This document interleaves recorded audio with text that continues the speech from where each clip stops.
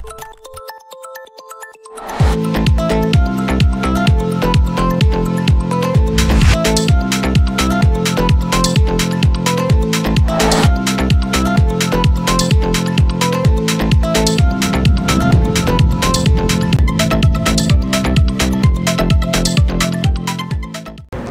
Sumsel 24 jam hari ini.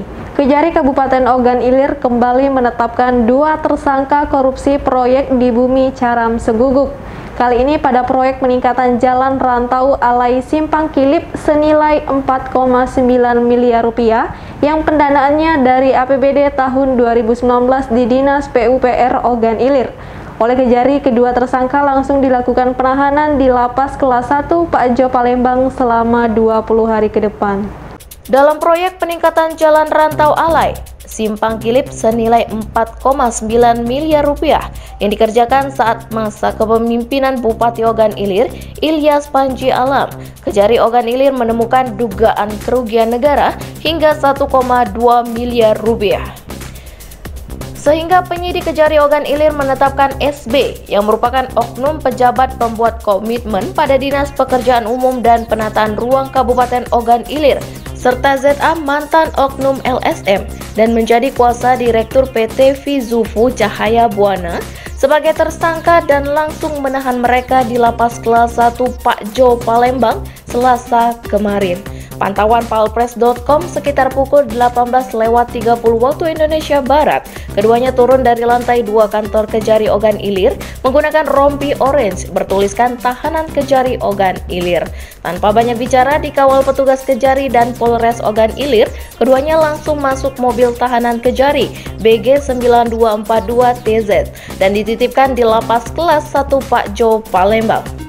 Dicecar awam media terkait proyek apa yang dikerjakan dan nilai kerugian berapa, oknum BPKSB hanya diam 1000 bahasa dan tertunduk lesu sambil bergegas masuk mobil tahanan. Hanya ZA yang sempat menjawab bahwa proyek yang dikerjakannya adalah di wilayah Kecamatan Rantau Alai. Sementara Kepala Kejaksaan Negeri Kabupaten Ogan Ilir Martin Tandi saat menggelar jumpa pers di kantor Kejari Ogan Ilir mengatakan bahwa pihak Kejari Ogan Ilir menetapkan 2 tersangka korupsi peningkatan jalan rantau Alai Simpang Kilip senilai 4,9 miliar rupiah yang pendanaannya dari APBD di Dinas PUPR Ogan Ilir. Diduga proyek pengerjaan jalan beraspal yang asal jadi tersebut tidak memenuhi spek atau ketentuan, sehingga diduga menimbulkan kerugian negara hingga 1,2 miliar rupiah. Pasal yang kita kenakan yaitu Pasal 2 Ayat 1 Junto, Pasal 3 Ayat 1 Undang-Undang Tipikor Nomor 31 Tahun 1999 yang diubah jadi Undang-Undang Nomor 20 Tahun 2021 dengan ancaman pidana 4 tahun penjara atau maksimal 20 tahun penjara. Tim penyidik bidang tindak pidana khusus Kejaksaan Negeri Ogan Ilir melakukan penahanan terhadap perkara tindak pidana korupsi. Penahanan ini berkaitan dengan tindak pidana korupsi terhadap pekerjaan peningkatan jalan ruas rantau Alai SP rantau Alai SP Klip Simpang Kilip pada Dinas Pekerjaan Umum dan Penataan Ruangan Kabupaten Ogan Ilir tahun anggaran 2019. Kedua tersangka saat ini langsung dilakukan penahanan di Lapas Pak Jo selama 20 hari ke depan. Kejari Ogan Ilir membuka peluang bakal ada tersangka baru. Menurut dia, hal itu tidak menutup kemungkinan karena tim penyidik terus mendalami kasus tersebut. Terhadap perkara ini, penyidik masih menetapkan 2 orang tersangka. Apakah tersangkanya nanti berkembang, nanti tim penyidik yang melakukan penyidikan. Reporter dan juru kamera, Wijan, palpres.com. Pemirsa, Dinas Kependudukan dan Catatan Sipil Kota Palembang belum lama ini memberikan layanan administrasi kependudukan di Kampung KB Tuan Kentang.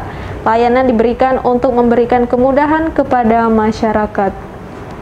Dinas Kependudukan dan Catatan Sipil Kota Palembang mulai melayani sistem jemput bola. Sistem ini untuk memberikan kemudahan kepada masyarakat dalam mengurus administrasi kependudukan. Kasih Pendataan Penduduk Dukcapil Kota Palembang, Komalasari mengatakan, program jemput bola difokuskan di Kampung KB Tuan Kentang.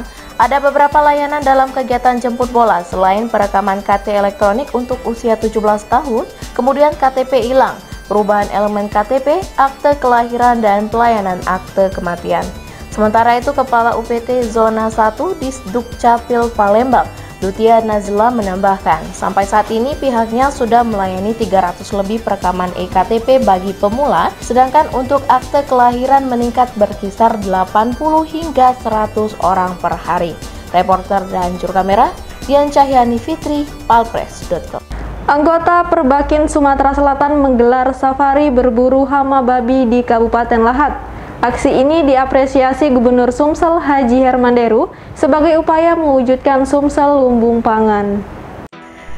Gubernur Sumatera Selatan Haji Hermanderu mengapresiasi safari berburu hama babi yang dilakukan anggota Perbakin Sumatera Selatan. Menurut Deru, safari yang diikuti 14 provinsi ini menjadi salah satu cara untuk mewujudkan Sumatera Selatan lumbung pangan. Gubernur menilai safari menembak juga bernilai ibadah karena dapat meringankan beban petani membasmi hama babi. Namun safari menembak harus dilakukan orang yang teregistrasi dan terlatih agar tidak terjadi salah sasaran. Kita bersyukur tidak ada satupun terjadi kecelakaan, tidak ada terjadi human error, apalagi sampai mengakibatkan cedera pihak lain. Bahwa ini merupakan cara kita mensukseskan Sumatera Selatan sebagai lumbung pangan nasional, sangat berkaitan erat karena salah satu ancaman hama yang dirasakan bagi 3 kabupaten kota yang ada di Sumatera Selatan, yakni Lahat, Parlawang, dan Pagar Alam ini adalah hama babi. Sekian banyak hama menjadi berkurang, diberantas dengan cara ini, dan mungkin dagingnya dapat dimanfaatkan bagi yang boleh untuk menikmatinya. Reporter dan juru kamera Bernard Albar, Palpres.com. Berita terakhir Sumsel 24 jam hari ini. Kondisi gadis berinisial RC saat ini sangat memprihatinkan. Usai mengalami ruda paksa pada usia 12 tahun, kondisi gadis manis ini mengalami depresi hingga mengidap berbagai penyakit kronis. Sungguh malang dialami RC. Gadis yang kini berusia 18 tahun ini kondisinya sangat memprihatinkan. Kesehatan RC terus menurun setelah mengalami ruda paksa saat usia 12 tahun. Ibu korban MG mengaku anaknya sempat hamil di usia 12 tahun setelah diperkosa. Sejak itu, RC mengalami depresi dan menderita penyakit tipes kronis. Kesehatan RC terus menurun setelah ayahnya meninggal dunia. Lantaran tidak ada biaya berobat, RC yang harusnya dirawat di rumah sakit hanya bisa menahan sakit di rumah.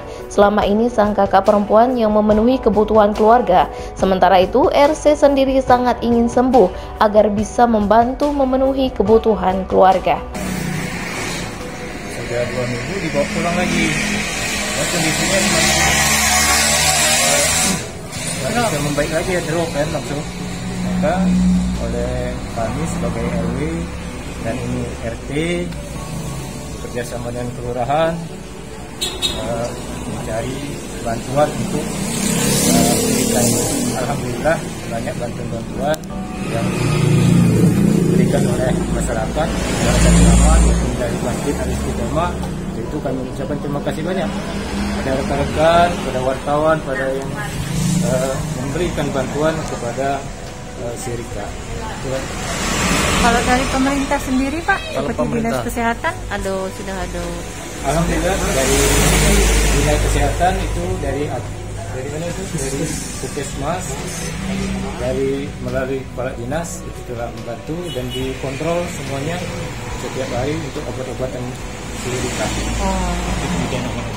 Reporter dan juru kamera Andre, Palpres.com. Demikianlah berita Sumsel 24 jam hari ini. Untuk pemirsa Sumsel 24 jam, jangan lupa tetap menerapkan protokol kesehatan seperti menjaga jarak, mencuci tangan, dan menggunakan masker. Saya Sri Devi, sampai jumpa.